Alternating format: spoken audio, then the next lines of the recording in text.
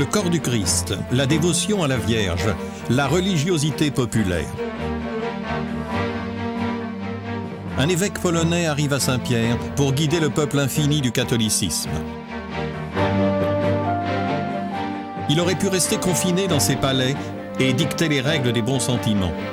Mais il a décidé d'entrer dans l'arène et d'affronter la détresse du monde. Il a surpris, il a intrigué, il a irrité. Il a ému et bouleversé. Ce jour-là, à Saint-Pierre, et puis il y a eu la maladie, la souffrance, la lutte. À l'homme qui a attenté à sa vie, il a accordé le pardon en se rendant derrière les barreaux d'un pénitencier pour serrer dans ses bras le terroriste infidèle, le loup gris qui voulait sa mort. Pas à pas, sur un chemin semé d'embûches, il a gravé dans l'histoire les épisodes d'une confrontation entre l'ancien et le moderne, entre la pauvreté et la richesse, entre le premier monde et le tiers-monde.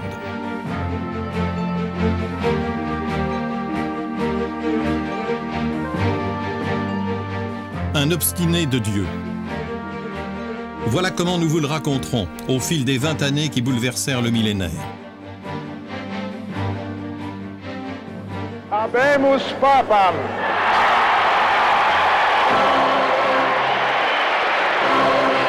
Dominum Carolum.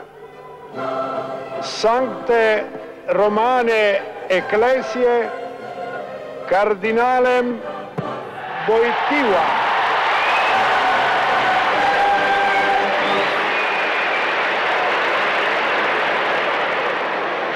Sia lodato Gesù Cristo. Sempre sia lodato. Loué soit Jésus-Christ. Ed ecco, gli eventissimi cardinali Et voici les hanno cardinaux chiamato un nuovo vescovo qui ont nommé un di Roma. nouvel évêque de Rome.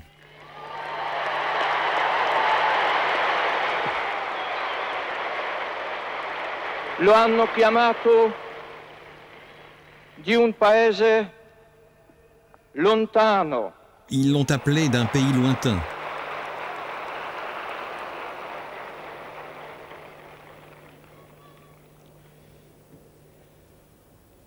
Anche non so se potrei bene Je ne sais spiegarmi pas si nella je vostra, pourrais m'exprimer dans votre la langue, nostra lingua italiana. dans notre Se mi langue. sbaglio, Si je me trompe,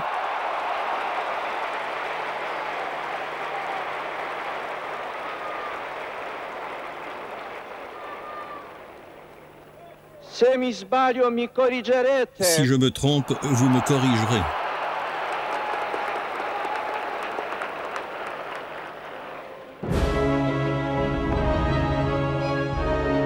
Quelle sera désormais la réaction de Moscou, un pape venu de loin? Que se passera-t-il dans les pays de l'Europe de l'Est, un pape venu de Cracovie? Un pape venu de l'autre côté du rideau de fer, comment réagira l'Union soviétique? Et comment réagiront-ils dans la patrie de Karol Wojtyła, dans cette Pologne gouvernée religieusement par Wyszynski? Et comment réagiront les États-Unis? Dans le gigantesque tourbillon de l'histoire, les questions restent sans réponse, les interrogations laissent interdits. Nous essayons toujours d'être proches du peuple, d'être à ses côtés, avec lui, de partager ses problèmes, leurs soucis, leurs difficultés, et créer une confiance, une crédibilité.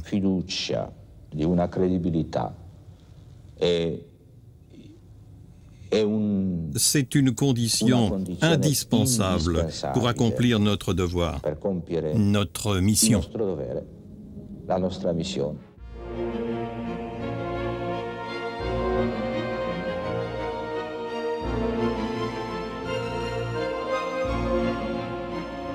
Voilà donc la mission de Karol Wojtyła, être aux côtés du peuple, des travailleurs, des opposants au régime communiste. C'est dans cette optique théologique, religieuse, mais aussi politique, que Karol Wojtyła apportera son soutien idéologique à Solidarnosc, un mouvement nouveau créé par le mineur Lech Walesa. L'histoire est véritablement sur le point d'amorcer un virage. Et l'un des grands artisans de ce changement est véritablement le nouveau souverain pontife de Rome. C'est là un signal très clair pour le gouvernement de Varsovie.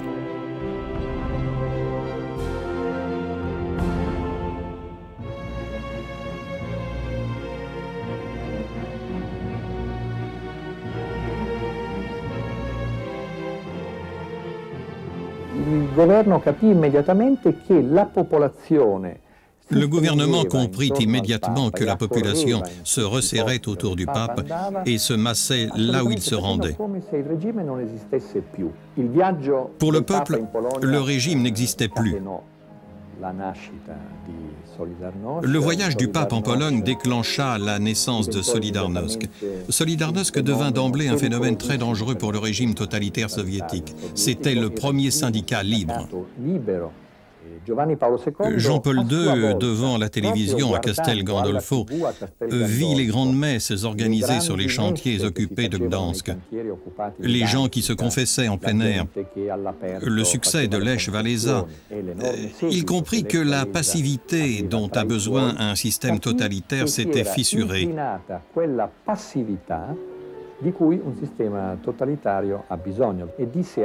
Il dit à l'une de ses amies, une sœur polonaise, « Le monde ne comprend pas que quelque chose d'extraordinaire est en train de se passer. »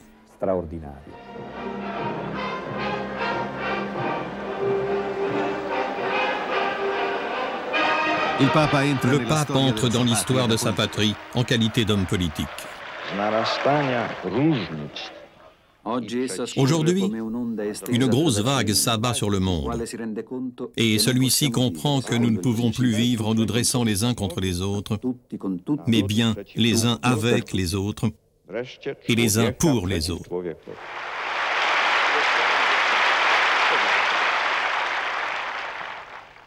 Au nom du futur de l'homme et de l'humanité, nous devons prononcer ce mot « solidarité ».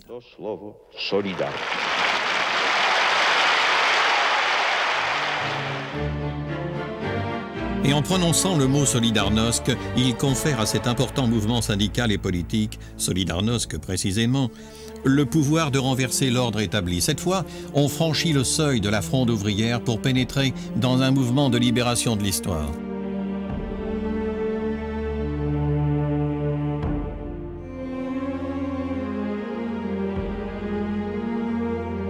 Nous sommes le 13 mai 1981. Par un tranquille après-midi de printemps, alors qu'un soleil indécis rayonne faiblement sur la capitale, Jean-Paul II salue et bénit les 30 000 pèlerins agglutinés sur la place Saint-Pierre pour l'audience générale du mercredi.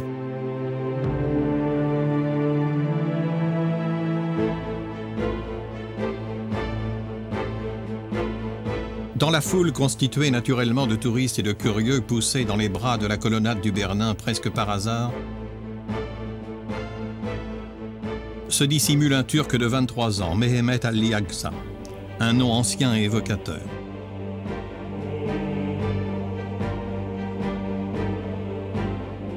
Le pape passe pour la seconde fois devant la foule. Il serre les mains qui s'agitent devant lui. Il salue les rangées les plus lointaines de cette marée humaine qui l'acclame.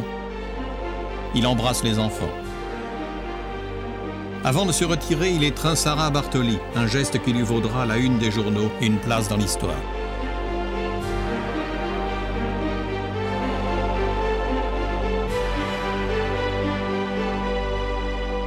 Il est 17h17, un nombre particulièrement redouté en Italie. Un coup de feu, puis un autre. Le pape s'affaisse. Don Stanislao le soutient. Du sang. Il a été touché à l'abdomen. La Toyota démarre en trombe. Elle frôle la foule. Direction l'autre côté de la place. L'effroi s'empare des lieux. Certains ont tout vu, certains ont compris. Mais beaucoup d'autres ne se sont rendus compte de rien. Ignorant tout, ils continuent à fêter de loin le successeur de Pierre, qui n'est déjà plus là.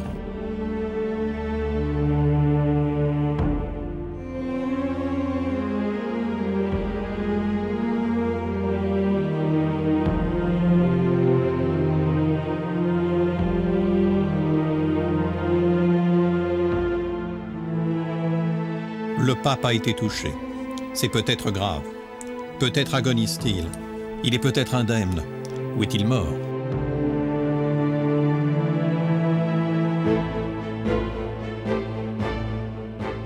Un doute terrible tenaille le peuple des fidèles. Et si Jean-Paul II ne supportait pas l'épreuve?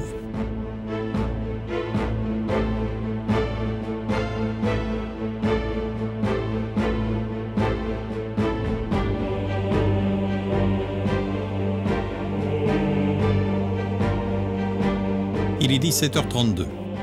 Le brancard est rapidement transporté vers les salles du 10e étage et disparaît aussitôt vers le bloc opératoire. Le pouls du souverain pontife est faible. La nouvelle fait le tour du monde et arrive sur le bureau de tous les puissants. En Italie, les choses se passent autrement. Le président de la République, Sandro Pertini, un socialiste, est un ami intime de Karol Wojtyła. Il sera le premier à arriver à l'hôpital. L'intervention va commencer. Le journaliste regarde sa montre et note 18 heures. Le rapport médical précise 5h20 pour réduire le canal gastro-entérique aux endroits lésés par le projectile. L'intervention a débuté à 18h environ et s'est terminée à 23h20.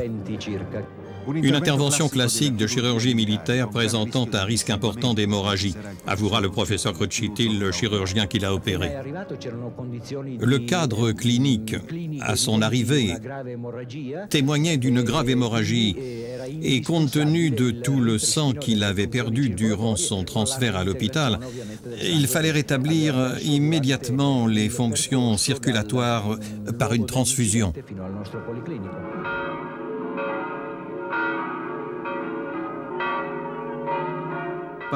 Le temps passe et la convalescence du souverain pontife se poursuit, parmi les inquiétudes des fidèles du monde entier. Après tant de tribulations, les cloches de la chrétienté sonneront à nouveau pour le successeur de Saint-Pierre. Cette fois, le danger est éloigné. À son arrivée au Vatican, sur le trône de Saint-Pierre, ce pape, jeune et fort, en avait surpris plus d'un et irrité certains. Aujourd'hui, sa force physique et charismatique a vaincu les forces du mal. Mais comment ne pas voir en ce jour tragique, en cet attentat, un dessein, un mystère terrible, qui ne quittera plus la vie privée de Karol Wojtyła et la vie publique de l'Église tout entière. Le défi est lancé, et Karol Wojtyła en sera le héros et la victime, l'acteur et le spectateur, au cours d'une grande et unique représentation dont les journaux n'hésiteront pas à révéler les moindres détails. Jean-Paul II est autorisé à quitter l'hôpital et à rentrer au Vatican. Une fois encore, les caméras sont là et l'attendent, mais elles ne sont pas seules. Dans le hall de l'hôpital Gemelli, parmi les autorités, le personnel médical, les hommes politiques, se trouvent également d'innombrables fidèles venus souhaiter au souverain pontife un retour paisible à Saint-Pierre. Le pape est visiblement content. Comme le serait quiconque, vient de laisser derrière lui un mauvais souvenir où s'enchaînent coups de feu, balles, blocs opératoires, vie en péril. Dehors, sur l'esplanade de l'hôpital, il se donne à la foule. Il lève les yeux au ciel et croise le regard des malades aux fenêtres, des infirmières, des sœurs accrochées en grappe aux grilles des couloirs.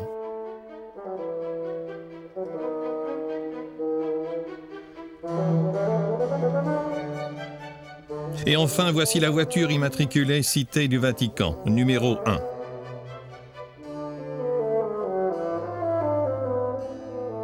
Ça y est, le retour est proche désormais. Le balai des voitures de l'escorte et des autorités commence, direction la Cité du Vatican.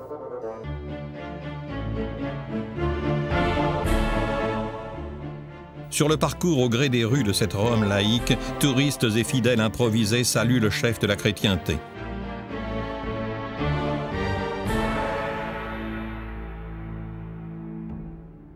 Sur la place Saint-Pierre, la foule est plus nombreuse.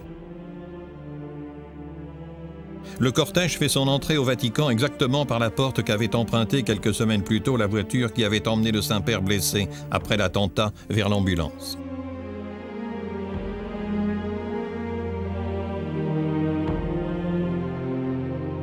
C'est un signe, tout participe du seul et même dessein. Karol Wojtyła, prêtre, écrivain, sportif déterminé. Souverain pontife de Rome, il a remporté sa première bataille, il rentre en triomphateur à Saint-Pierre. Le monde catholique pousse un soupir de soulagement. Mais dorénavant, il faudra veiller sur la santé et surtout sur la sécurité personnelle du pape. Comment le protéger d'autres dangers? Que se passera-t-il durant ses prochains voyages, lors de ses prochains bains de foule, pendant ces instants innombrables où il voudra lancer physiquement un appel à la conscience du monde occidental? Voici donc venu le moment de la Papa Mobile, un moyen de transport conçu expressément pour garantir la sécurité du souverain pontife. À bord de cette nouvelle voiture, Karol Wojtyła arpentera le monde, traversera les endroits les plus divers de la planète. Ce cube blanc aux vitres anti-projectiles deviendra le nouveau symbole du pèlerinage moderne. Du Chili à Prague, vers les prélats de l'Europe de l'Est, les églises impeccables et austères, les clergymans à mi-donner, empesés, la chaleur et la poussière du Nigeria.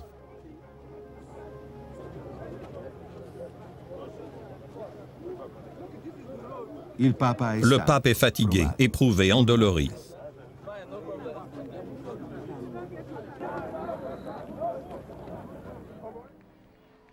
À Saint-Pierre, il ne se ménage pas. Parmi la foule, les banderoles, les acclamations du public en liesse.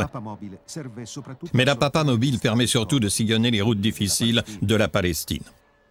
Voici la Papa Mobile qui arrive dans ce camp de réfugiés de la banlieue de Bethléem. C'est l'un des camps les plus anciens et les plus peuplés de la région. Des familles ayant fui leur village vivent ici depuis le début de la première guerre arabo-israélienne de 48, celle des terres torturées de Sarajevo, celle de ce chemin de croix moderne rebaptisé avenue des Francs-Tireurs. Aux yeux de beaucoup, il semble invincible. Il est le pape de Rome, l'évêque vêtu de blanc sur une route pavée de croix. Mais c'est aussi un homme, un corps miné par ce projectile tiré par un Turc. Et comme dans une terrible prophétie, le spectre de la maladie ressurgit.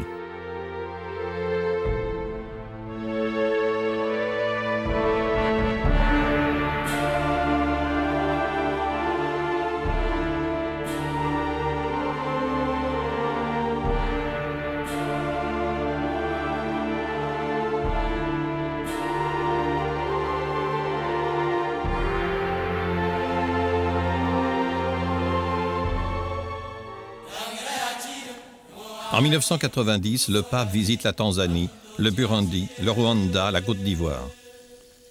En 1992, il se rend au Sénégal, en Gambie, en Guinée. En 1993, il parcourt le Bénin, l'Ouganda, le Soudan. En 1995, le Cameroun, la République sud-africaine, le Kenya. En 1998, le Nigeria. La dette publique de ces pays et de bien d'autres est toujours là. La délivrance éventuelle de ces hommes et de ces femmes passe aussi, mais pas uniquement, par la diplomatie vaticane. Et au milieu des chants et des danses, l'Afrique est là, elle attend, dans une espèce de loterie de l'histoire.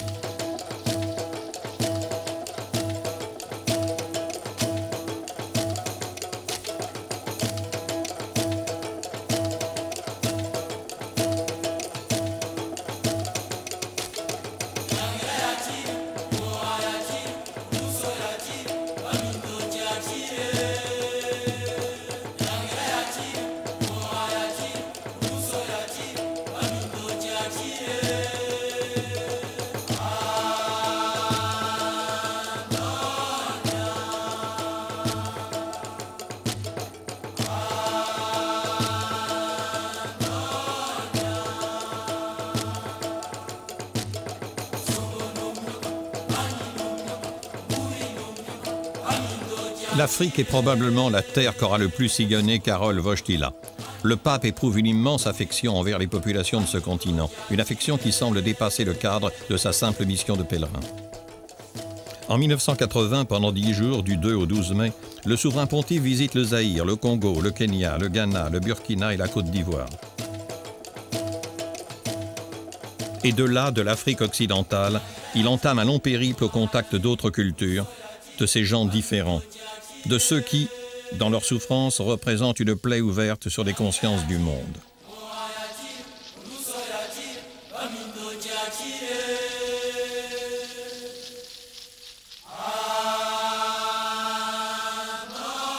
En 1982, le 12 février, il est au Nigeria, pays essentiellement musulman. Au cours de ce même voyage, il se rend également au Bénin, au Gabon et en Guinée équatoriale. Mais ce périple, comme en témoignent ces images, n'est pas uniquement marqué par la musique et la joie. En Afrique, les danses et la joie des femmes au passage du pape ne cachent pas la misère. Et cela, Karol Wojtyła le sait par trop bien, symboliquement dans d'autres régions du monde.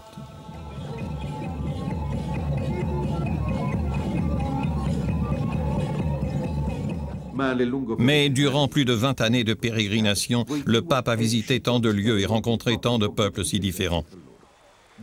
Il quitte l'Afrique pour la scène américaine. Et en 1987, à la Nouvelle-Orléans, il écoute la musique spirituelle des plantations de coton et des esclaves. Il écoute aussi la voix d'un évêque qui a dénoncé ce racisme, empêchant l'émergence au sein de l'Église d'un leadership noir.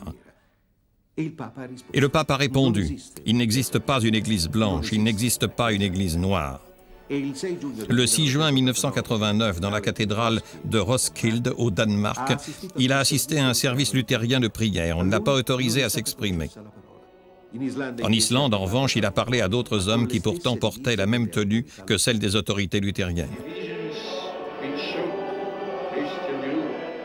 Le 5 septembre 1993, Jean-Paul II est en Lituanie, où il visite la colline des Croix, le lieu où les Lituaniens déposent un signe de leur souffrance chaque fois qu'une invasion, une persécution, la disparition d'un être cher perturbe leur existence publique ou privée. Quiconque peut porter sur le mont le signe de cette souffrance, et de nombreuses personnes parcourent le sentier jusqu'à son sommet, où se déploie une immense forêt de croix.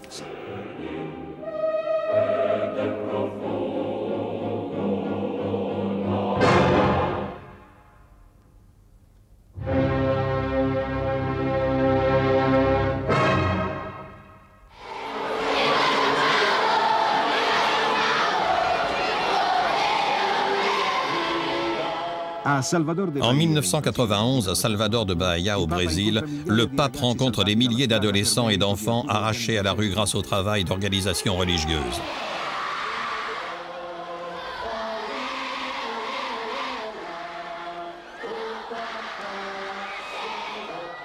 Beaucoup plus tard et beaucoup plus près de chez nous, chez le pape, au Vatican. Nous sommes le 22 novembre 1998. Le synode de l'Océanie vient de s'ouvrir.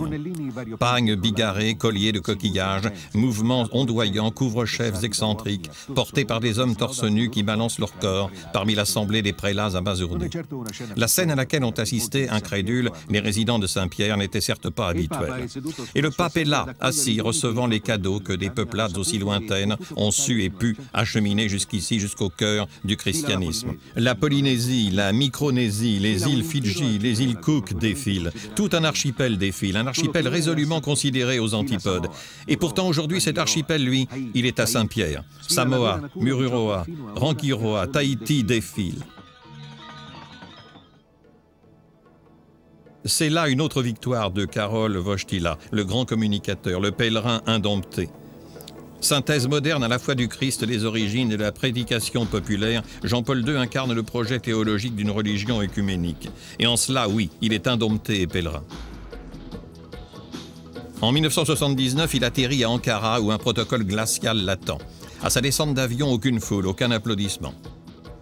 En 1985, Jean-Paul II accepte l'invitation du roi Hassan II et arrive au Maroc où le souverain l'accueille en homme juste, en frère de sang et de religion. Ce moment reste l'un des temps forts du dialogue entre les religions voulues et encouragées par le souverain pontife. C'est là un acte révolutionnaire. Karol Wojtyła est le premier pape de l'histoire de l'Église catholique à s'exprimer devant une foule musulmane composée de 50 000 jeunes islamiques réunis dans le stade de Casablanca à l'occasion des Jeux panarabes.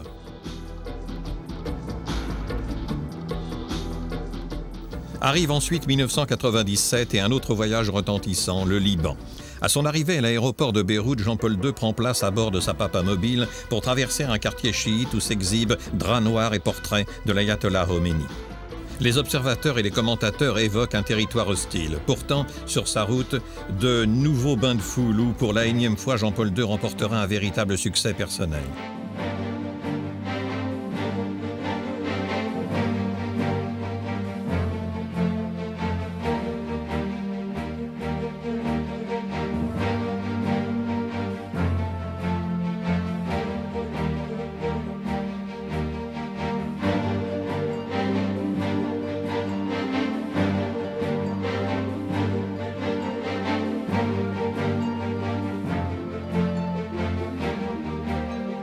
Les dernières années du XXe siècle ne seront ni faciles ni paisibles. Jour après jour, de sombres scénarios noirciront l'horizon de notre planète. Dans un flot de mots, toujours les mêmes: famine, guerre, faim, désertification, destruction, urgence, crise des valeurs, des consciences, de la foi. Et pendant que le monde tente de panser ses plaies, l'évêque de Rome continue de tisser sa toile.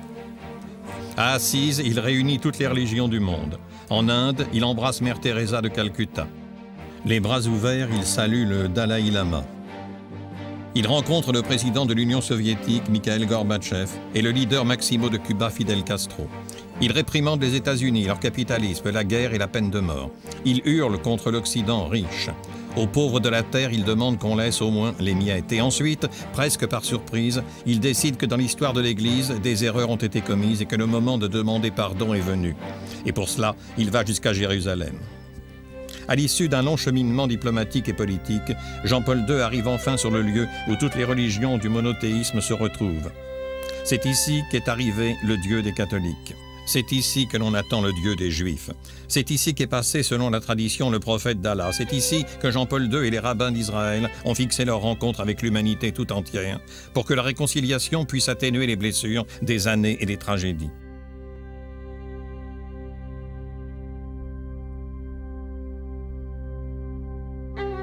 Mais avant cet événement, une autre cérémonie a entériné la nouvelle stratégie du Vatican en matière d'histoire, de réconciliation, d'analyse attentive du passé et de ses épisodes tragiques. En la basilique Saint-Pierre, Jean-Paul II a exprimé la voix brisée par les années et par le temps. C'est jamais plus. Jamais plus de contradictions au service de la vérité. Jamais plus de gestes contre l'union de l'Église. Jamais plus d'offenses et de persécutions envers les peuples. Jamais plus de recours à la violence.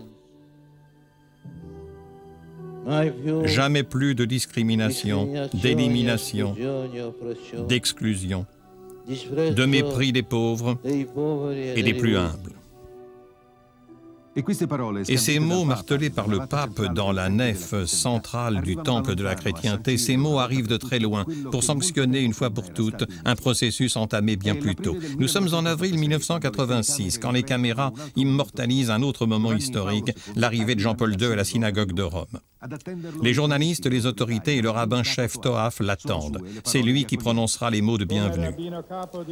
En tant que rabbin-chef de cette communauté dont l'histoire se compte désormais en millénaires, je désire vous témoigner notre plus vive satisfaction pour ce geste voulu et concrétisé de visite pour la première fois dans l'histoire de l'Église d'une synagogue, un moment destiné à entrer dans l'histoire.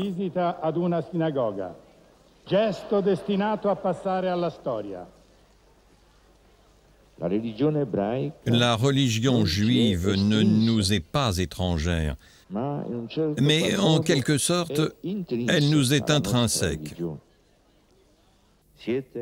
Vous êtes nos frères préférés et en quelque sorte, nos grands frères.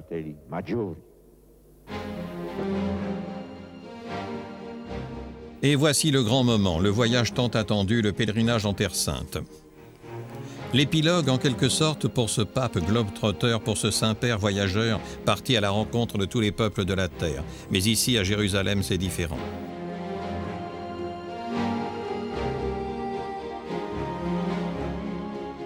La veille, l'attente est intense, tant pour les catholiques, qui visitent les lieux saints en pensant à l'arrivée du pape, que pour les juifs qui veulent obtenir cette fois la reconnaissance officielle de leur souffrance.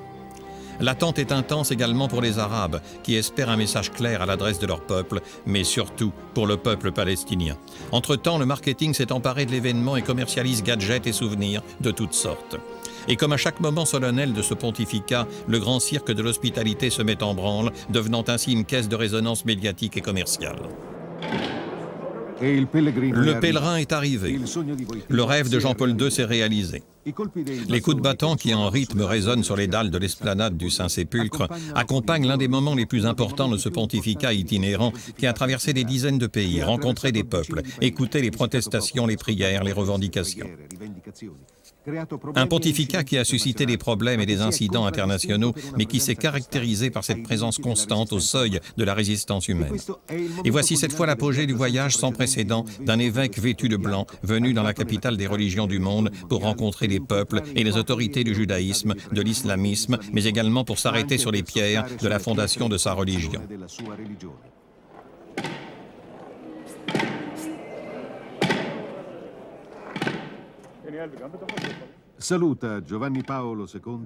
Jean-Paul II salue. Il salue ceux qui, en tant que représentants des nombreuses âmes du christianisme, ont le devoir de protéger le tombeau du Christ, mort sur la croix voici 2000 ans.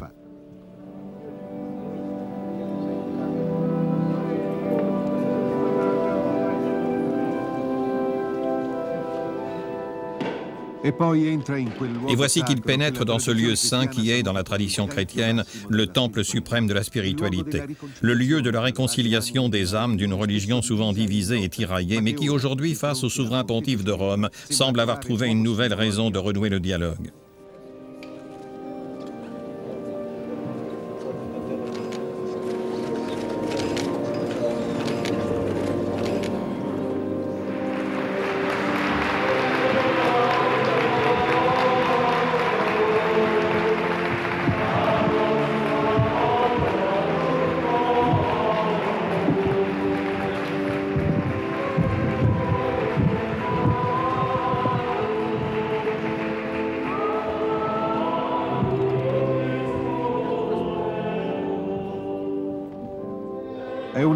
C'est une victoire personnelle de Karol Wojtyła qui, après de nombreuses années d'espoir et maintes tentatives, après avoir surmonté les obstacles politiques et diplomatiques, parvient enfin à franchir cette étroite lucarne qui l'emmène vers le lieu où repose Jésus de Nazareth.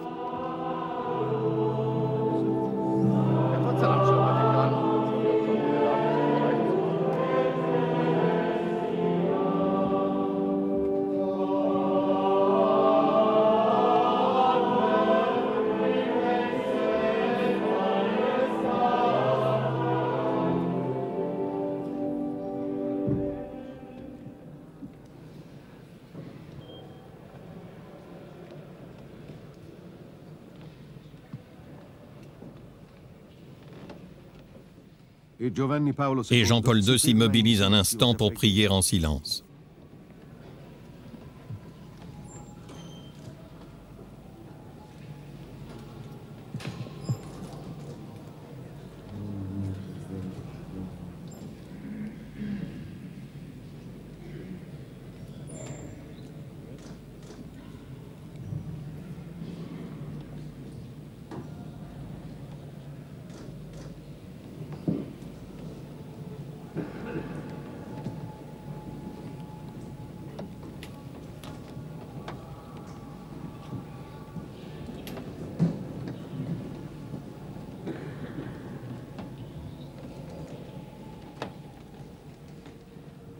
Un instant seulement, juste le temps de saisir tout le sens de son pontificat itinérant qui a trouvé à Jérusalem son expression la plus intense.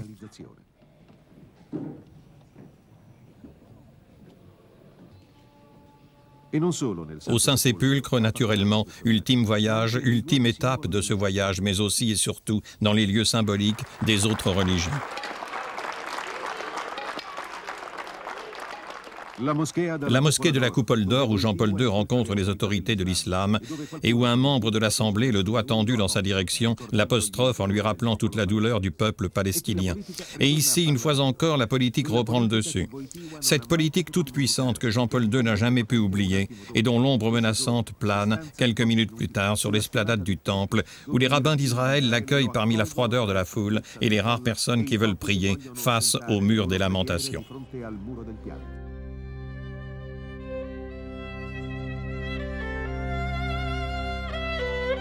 À cet instant, un homme est intercepté puis emmené. Autre signe de protestation isolée au moment même où Jean-Paul II s'apprête à accomplir le geste le plus significatif de tout son voyage.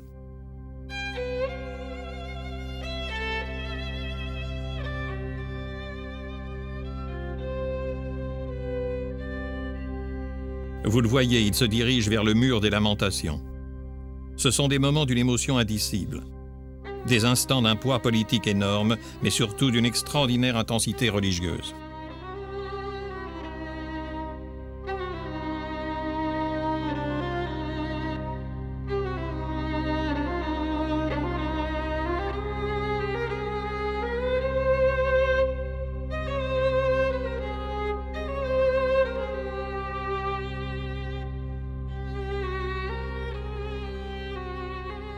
Et ici, le pape accomplit le geste extrême, le geste hébraïque de l'antique tradition des rabbins.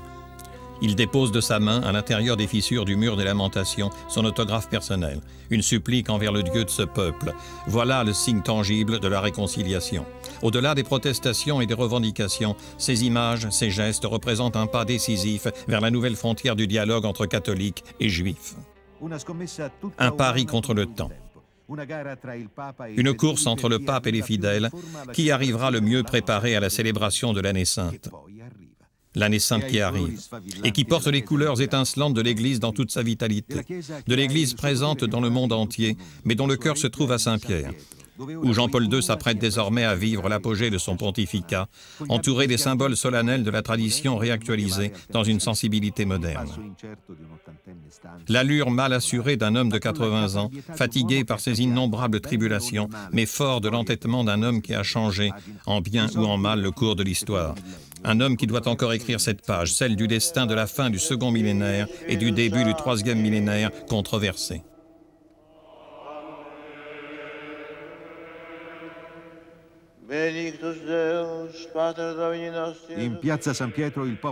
Sur la place Saint-Pierre, le peuple innombrable des fidèles se pose de nombreuses questions, alors que le pape, dans une attitude de réflexion, le regard ferme, s'apprête d'un pas solennel à accomplir le rite marquant le début du jubilé de l'an 2000.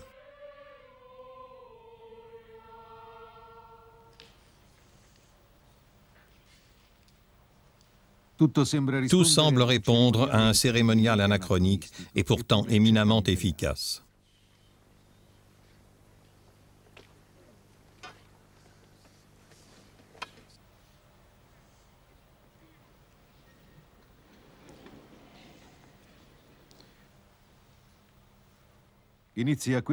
Nous sommes sur le point de vivre ce que les journalistes sur place ont appelé le moment solennel. Jean-Paul II s'approche de la porte sainte.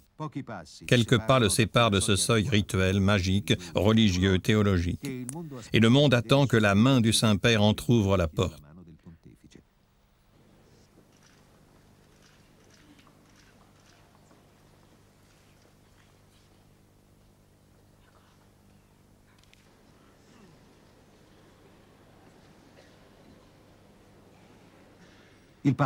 Le pape semble ne pas pouvoir y arriver, il faiblit. On le soutient. La scène se reproduira souvent au cours de ces derniers mois. Il se reprend, gravit les marches.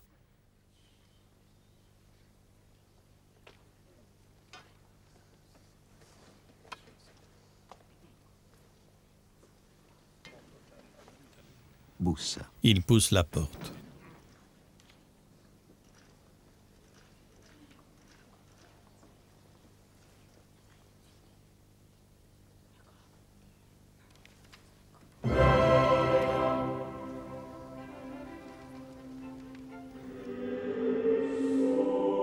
Lentement, elle s'ouvre.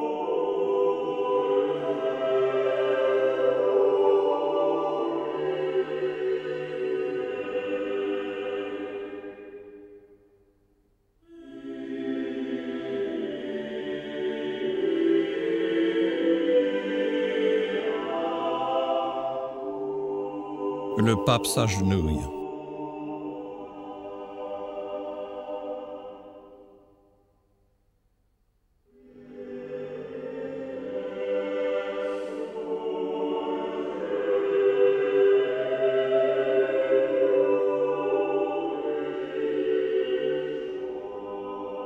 Il prie, il réfléchit. Il attire à lui toute l'émotion du peuple de Saint-Pierre. Le tout naturellement retransmis par satellite et diffusé aux quatre coins de la planète. Avec ses rythmes, ses échéances, sous les yeux de millions de téléspectateurs attentifs et participatifs,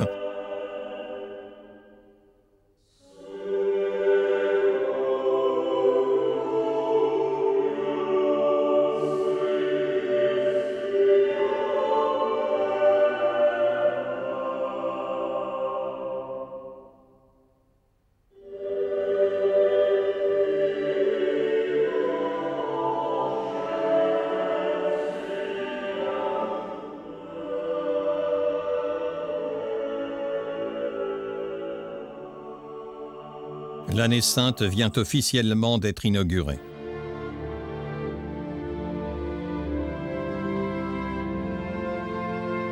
Quelques mois plus tard, il est à Fatima, au Portugal, où une foule immense l'acclame et attend que la grande révélation de notre époque puisse être dévoilée à tous, à ceux qui, depuis de très nombreuses années, attendent cet instant. Et le grand maître du symbolisme écrit dans l'histoire une page d'émotion collective. Dès son arrivée, il offre à la Madone l'anneau que Wyszynski lui avait donné. Et le lendemain, sur la place du sanctuaire, l'attente se fait de plus en plus intense. Sœur Lucie, l'ancienne voyante, arrive, les cardinaux se massent autour de l'autel, entourés par les évêques et les prêtres du Portugal, dans leurs ornements immaculés, cernés par une foule en liesse, mais bien rangés derrière les barrières. Tous sont là. Tous sont là pour voir la sœur des visions et pour l'acclamer, lui, le Saint-Père, qui arrive dans sa papa mobile et qui bénit les mains qui le saluent. Tout est prêt. Avant le départ, déjà, des rumeurs de plus en plus insistantes circulaient, selon lesquelles Jean-Paul II aurait peut-être révélé le troisième secret de Fatima, le message de la Vierge contenu dans une enveloppe écrite par sœur Lucie et adressée exclusivement au pape. Un secret qui a tenu le monde en haleine, un secret sur lequel se sont échafaudées, au cours des années, les hypothèses les plus banales et les plus inquiétantes. Après la Deuxième Guerre mondiale et la crise des consciences, on a agité le spectre du communisme et de la fin du monde, des prévisions apocalyptiques et des spéculations faussement religieuses. Théologiens et prêtres, prophètes et fanatiques simples, chercheurs, mais également fidèles, crédules en quête d'émotions fortes, tous ont élaboré d'hypothétiques prévisions sur les révélations de la Vierge à Fatima, aux 3 petits bergers qui avaient assisté à l'apparition. Et maintenant, le moment de la vérité est peut-être venu.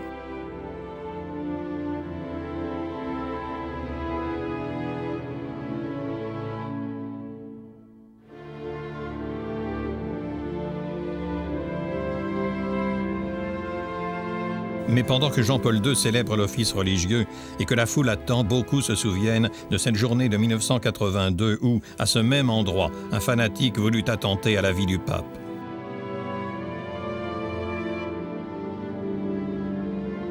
Et si c'était cela la prophétie de Fatima? Mais cette fois, le moment est venu. Le pape cède la parole au secrétaire d'État, Monseigneur Sodano.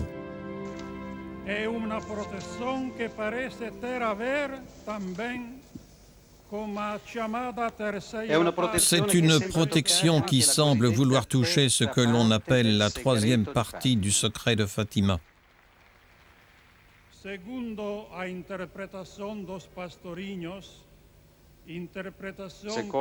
Selon l'interprétation des petits bergers, une interprétation confirmée récemment par sœur Lucia, l'évêque vêtu de blanc qui prie pour tous les fidèles est le pape.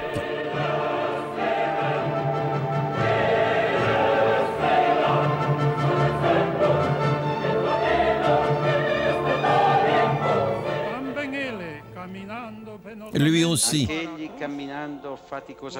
alors qu'il marche péniblement vers la croix, parmi les cadavres des martyrisés, évêques, prêtres, religieux, religieuses et innombrables laïcs,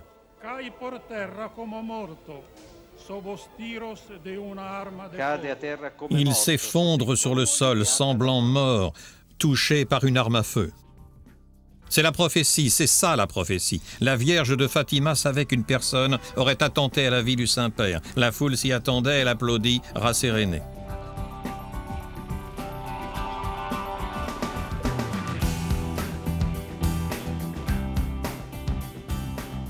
Nous sommes le 15 août de l'an 2000.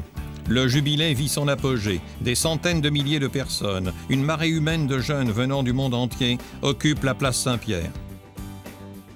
Implacables, les images aériennes photographient un événement sans précédent.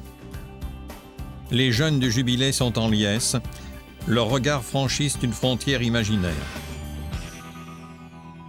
Certains saluent Sarah, d'autres applaudissent, sourient, font flotter au vent drapeaux, chapeaux, slogans.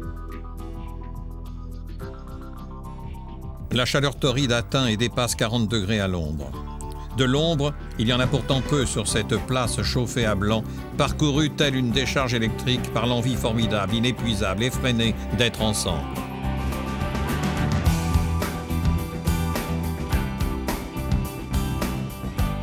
Goûter avec eux la saveur d'un événement exceptionnel fut, pour ceux qui l'ont vécu, un moment d'exaltation intense.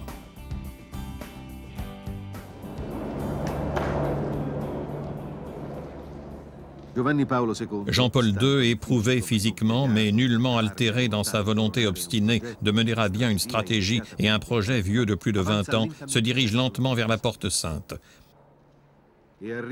Il marche péniblement vers ce seuil qui a vu passer tant de pèlerins du monde entier.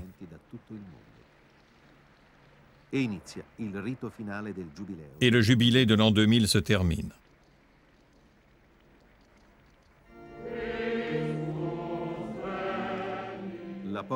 Cette porte qui se ferme représente un chemin que l'on entreprend.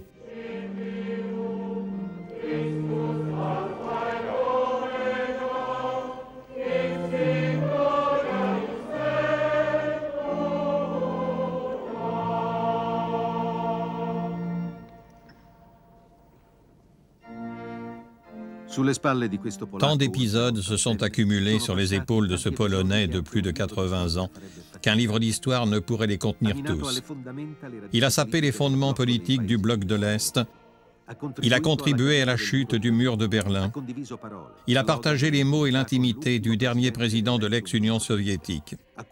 À Cuba, il a rencontré Fidel Castro. À l'Occident, il a lancé un avertissement et un défi. Aux États-Unis, il a rappelé la fausseté et le danger de la société de consommation.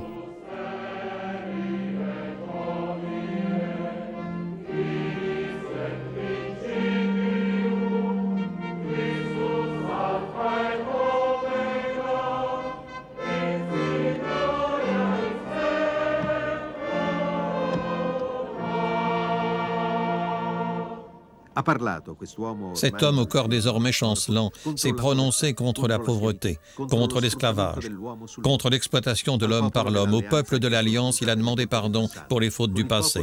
Avec le peuple d'Israël, il a scellé un pacte. Il s'est rangé aux côtés des Palestiniens pour tenter d'apporter sa contribution à la paix au Moyen-Orient. À Rome, il a convoqué des milliers de jeunes, il a chanté et prié avec eux. Au Portugal, il a dévoilé le troisième secret de Fatima.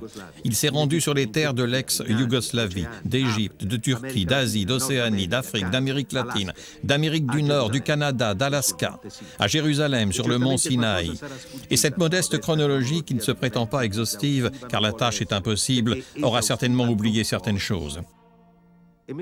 Et tandis que la procession des cardinaux s'apprête à célébrer le rite final de l'année sainte, les caméras, elles, ne peuvent filmer que l'importance d'un événement qui est entré avec force dans l'histoire et dont la portée ne sera calculée et évaluée qu'après de nombreuses années et une longue réflexion.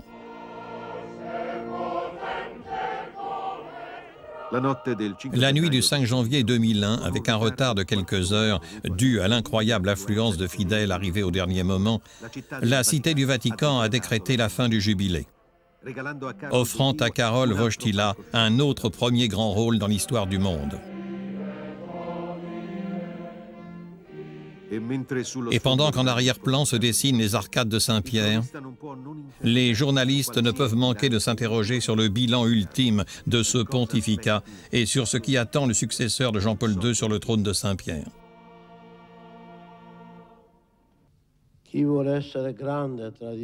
Qui veut être grand parmi vous deviendra votre serviteur.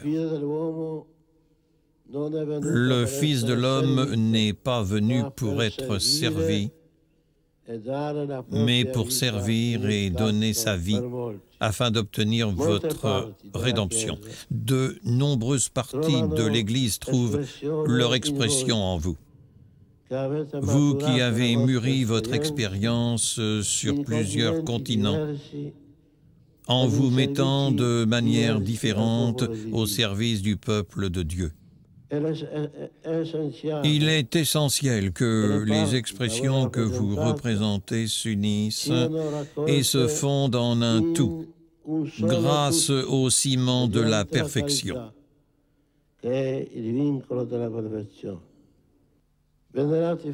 Frères vénérés, vous êtes les premiers cardinaux de ce nouveau millénaire. Après avoir puisé à la source de la miséricorde de Dieu durant l'année sainte,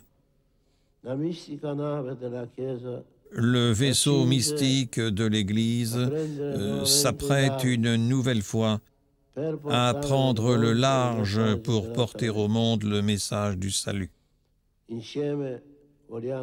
Déployons ensemble les voiles pour chercher le vent de l'âme. Scrutons les signes des temps et interprétons-les à la lumière de l'Évangile pour répondre aux questions terrestres des hommes sur le sens de la vie présente et future et leurs relations réciproques. Le monde devient de plus en plus complexe, changeant. La prise de conscience des incohérences entraîne et accroît les contradictions et les déséquilibres. Les évolutions scientifiques et technologiques, à l'image de l'extension du phénomène de mondialisation, nous demandent d'être ouverts au dialogue avec chacun, avec chaque couche de la société.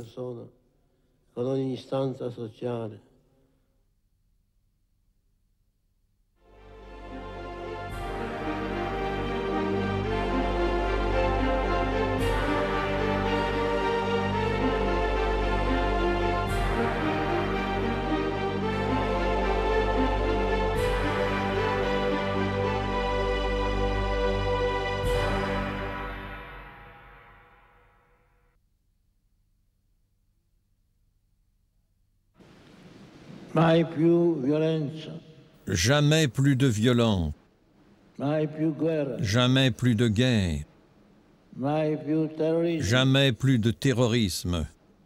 In nome di Dio, Au nom de Dieu, ogni que chaque religione religion porte sur la terre justice et paix pour donner la vie et l'amour. perdona vita, amore.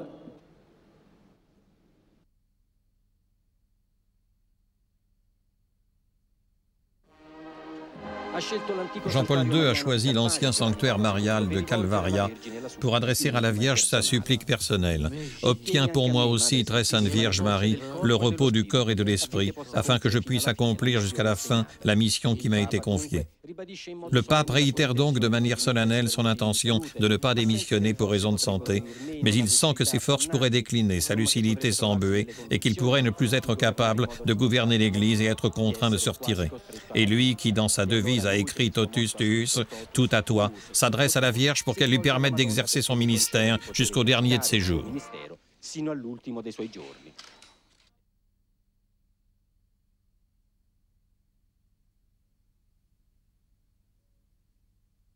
La guerre et le terrorisme sont et seront toujours une manifestation de la sauvagerie inhumaine. Jamais ils ne pourront résoudre les conflits entre êtres humains.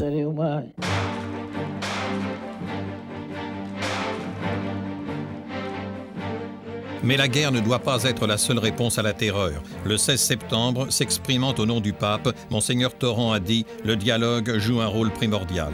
Face à des images comme celle-ci, le dialogue est tellement difficile. 14 octobre, Bali, attentat d'origine islamique. Le lendemain, le directeur de Radio Vatican affirmait « Nous sommes face à un défi mondial ». Arrive ensuite janvier 2003. En ce moment de tension internationale, nous ressentons tous le besoin de nous tourner vers le Seigneur pour implorer la paix. Et les espoirs de paix passent entre les mains du cardinal des Missions Impossibles, le cardinal Etchegaray, l'envoyé spécial du pape pour une entrevue avec Saddam Hussein. Nous sommes début février et la diplomatie en soutane s'apprête à vivre l'une des périodes les plus intenses et les plus complexes de son histoire récente. Ce sont les heures où Hans Blix, le chef des inspecteurs, présente son rapport au Palais de Verre. Entre-temps, Tarek Aziz, le vice-président irakien, arrive au Vatican. Samedi 15 février, le cardinal Etchegaray obtient enfin une entrevue avec le Raïs. Mardi 18 février, le secrétaire général de l'ONU, Kofi Annan, arrive au Vatican. 4 jours se passent. Le 22 février, le Premier ministre britannique Tony Blair atterrit à Rome pour sa première visite à Saint-Pierre. Quelques heures plus tard, depuis la fenêtre de son cabinet de travail, Jean-Paul II déclare mai, « Jamais, mai potrà essere jamais on ne pourra se prémunir contre le terrorisme et la guerre. dalla logica della guerra. » Le Vatican joue le tout pour le tout. Mais l'attention du souverain pontife est désormais tournée vers les États-Unis. Après des semaines de discussion, un entretien direct avec le chef de la Maison-Blanche semble opportun. Le nom d'un délégué du pape circule. Et ce nom ne peut être que celui de Pio Laghi, qui part le 3 mars. Le dimanche suivant, le 9 mars, depuis la fenêtre de son bureau, durant l'Angélus, le pape soumet sa réflexion sur l'état du monde et lance un cri d'alarme. Le besoin de purifier la conscience et de convertir le cœur à une véritable paix se ressent de plus en plus. À cet égard, l'icône du Christ, démasquant et vainquant le mensonge de Satan par la force de la vérité contenue dans la parole de Dieu, est éminemment éloquent. Cette fois, la guerre semble inévitable. Le 16 mars, le pape s'exprime à nouveau. Moi, j'appartiens à cette génération qui a vécu la Seconde Guerre mondiale et qui, grâce à Dieu, a survécu. À tous les jeunes, aux plus jeunes que moi, à ceux qui n'ont pas connu cette expérience, j'ai le devoir de dire jamais plus la guerre.